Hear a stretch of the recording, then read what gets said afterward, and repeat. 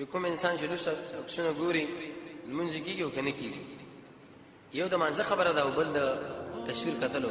منځ په انسان کېږي په هغه وخت کې نه کېږي چې کله به تور مثال هغه په بدن باندې ګندګي کم شرایط چې قرآن او سنت ذکر کړی دي لیکن خبره دا چې سړی پر دې زنانه له وګوري دی هیڅ نقصان دی او به تصویر له وګوري دی څونه نقصان دی رسول الله فرمایي عليه الصلاه والسلام پر دې زنانه له قتل ودا د انسان په دې سره کې وغشه لګېدلی دي شیخ الاسلام ابن قیم فرمایي الجواب الکافی کې چې کله انسان پر دې زنانه له وګوري د په سره کې سل مرزونه پیدا کیږي یو دا چې د شیو نوجوان او لوند به الله پیدا کړي چې د خور او لور په دقه شان نظر باندې وګوري دا قرآنی فیصله ده اثر کې راځي امام احمد کتاب الزهد کې نقل کړی دی امام قرطبي خپل تفسیر کې یو سړی پر دې زنانه لاس ورغوت کې وروي کاته کورو دي کاته ستا د خور او خزله به د شیو ځوان پیدا کیږي چې هغه ورته په دقه نظر باندې وګوري دلیل پیدا دی امام ابو شرح المالکی واقع ذکر کړی د سورې بنی اسرائیل روایت په تشریح ولا تقربوا الزنا غالبا د شاهد هغه په روح المانی کې وناشا واقع ذکر کړی دا هغه فرمای وی چې کله دی آیات له سړی راوړي شي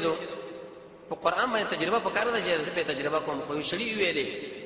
چې دی آیات کې الله دې فرمایي چې ګوره ولا تقربوا الزنا زنا نه ونځي کېږي مودا ګوره سخت انجام لري او دا دغه ولوروا ډېر په زیوراتو باندې ملونه کړه به وسړي زنانه لېوي ودا په بازار کې ګرځوا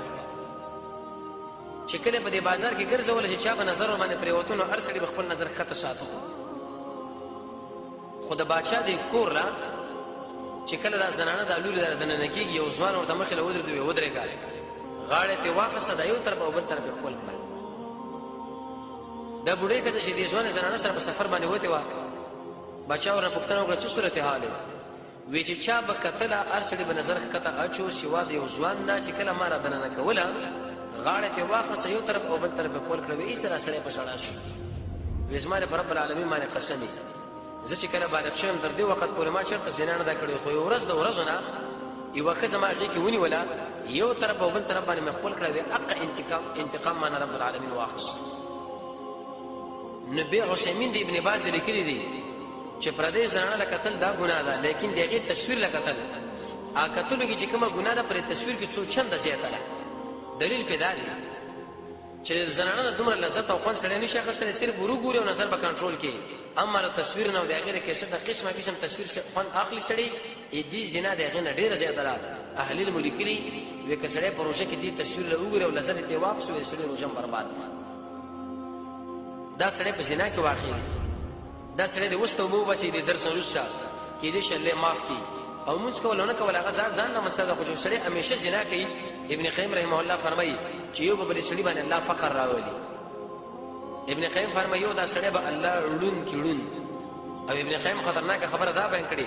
د شي سړي چې کله مړکیږي الله مرتد یعنی زندق د دنیا نه بشي رسول الله فرمایي زناکار چې کله زنا کوي الله په ایمان نه پاتې دا به ځان خبر دي چې مرتکب د ګناه کبیره کافر دی او کنه دی لیکن چې کم سړی همیشه د تصویرانو لګوري او زنا کې واقع وي د آیات ساده د سړی به بی ایمان د دنیا نزيد رسول الله د حدیث څخه معلومیږي نو توبه استر پکار دي